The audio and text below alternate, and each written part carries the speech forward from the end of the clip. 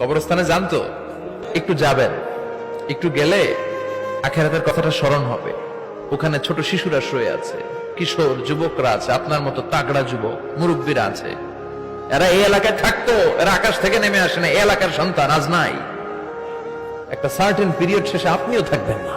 This is the nature of life, this is the circle of life. ছোট্ট শিশু হয়ে এসেছিলেন, শৈশব, কৈশোর, যৌবন, প্রৌঢ়ত্ব। আগে ছিলেন সিঙ্গেল, বিয়ে করে হয়ে গেলেন ডবল। এরপরে আল্লাহ আপনাকে একটা মেয়ে দিল, এরপরে মেয়েকে বিয়ে দিয়ে শ্বশুর হলেন, এরপরে ওই মেয়ের ঘরে সন্তান হতে নানা হলেন। আর কতদিন? অনেক দিন হলো তো, অনেক লম্বা সময় পেয়েছেন আপনি। Think about that. এবার যাওয়ার কথা ভাবেন, আখিরাতের সামানের কথা ভাবেন, ফিরে যেতে হবে। কি শক্তিশালী যুবক, বার্ধক্য চলে আসলে লাঠি ছাড়া চলতে পারে না। কুচকুচে কালো দাড়ি সাদা হয়ে যায়, দাড়ির শুভ্রতা, বয়সের ভার, রং ধরা যৌবন জং ধরে শেষ, ঠিক কিনা? This is the circle of life.